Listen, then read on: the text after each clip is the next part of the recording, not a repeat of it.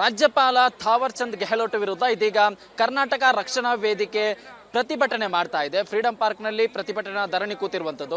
ಪ್ರಮುಖ ಕಾರಣ ಏನಂದ್ರೆ, ಇತ್ತೀಚೆಗಷ್ಟೇ ಸರ್ಕಾರ ಒಂದು ನಿಯಮವನ್ನು ಜಾರಿಗೆ ತಂದಿತ್ತು. ಹಿಂದಿ ಏನಿದೆ ಅದು ಗ್ರೇಡ್ ಮಾರ್ಕಿಂಗ್ ಅಷ್ಟೇ, ಅದು ಕಡ್ಡಾಯ ಅಲ್ಲ ಅನ್ನೋ ನಿಯಮವನ್ನು ಜಾರಿಗೆ ತಂದಿತ್ತು. ಇದರ ವಿರುದ್ಧ ರಾಜ್ಯಪಾಲರು ಸರ್ಕಾರದ ಮುಖ್ಯ ಕಾರ್ಯದರ್ಶಿಗೆ ಒಂದು ಪತ್ರವನ್ನು ಬರೀತಾರೆ. ಈ ಬಗ್ಗೆ ಮತ್ತೊಮ್ಮೆ ಪರಿಶೀಲನೆ ಮಾಡುವಂತಹ ಒಂದು ಪತ್ರವನ್ನು ಬರೀತಾರೆ. ಇದರಿಂದ ಕರ್ನಾಟಕ ರಕ್ಷಣಾ ವೇದಿಕೆ ಇದೀಗ ಆಕ್ರೋಶಿತವಾಗಿದೆ.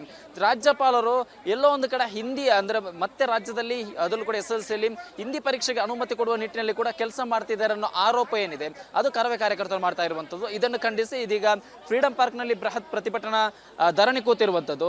ಕರ್ನಾಟಕ ರಕ್ಷಣಾ ವೇದಿಕೆ ಅಧ್ಯಕ್ಷರಾಗಿರುವಂತಹ ನಾರಾಯಣಗೌಡರ ನೇತೃತ್ವದಲ್ಲಿ ಈ ಒಂದು ಪ್ರತಿಭಟನೆ ನಡೀತಾ ಇದೆ. ಪ್ರತಿಭಟನೆಯಲ್ಲಿ ಮಹಿಳಾ ಕಾರ್ಯಕರ್ತರು, ಕರವೇ ಮಹಿಳಾ ಕಾರ್ಯಕರ್ತರು ಸೇರಿದಂತೆ 100 ಜನರು ಭಾಗಿಯಾಗಿದ್ದಾರೆ. ಇವರ ಆಗ್ರಹ ಏನಂದ್ರೆ, ಯಾವುದೇ ಕಾರಣಕ್ಕೂ ಕೂಡ ಹಿಂದಿ ಪರೀಕ್ಷೆ ಮತ್ತೆ ಕಡ್ಡಾಯ ಆಗಬಾರ್ದು, ಜೊತೆಗೆ ಹಿಂದಿ ಏರಿಕೆ ನಡೀಬಾರದು. ರಾಜ್ಯ ಯಾವುದೇ ಕಾರಣಕ್ಕೂ ಕೂಡ ನಾವು ಪ್ರಾದೇಶಿಕ ಭಾಷೆಗೆ ಮಾತ್ರ ನಮ್ಮಲ್ಲಿ ಹೆಚ್ಚಿನ ಆದ್ಯತೆ ಇರೋದು. ಯಾವುದೇ ಕಾರಣ ಕೂಡ ಹಿಂದಿ ಏರಿಕೆಗೆ ನಾವು ಅವಕಾಶ ಕೊಡಲ್ಲ.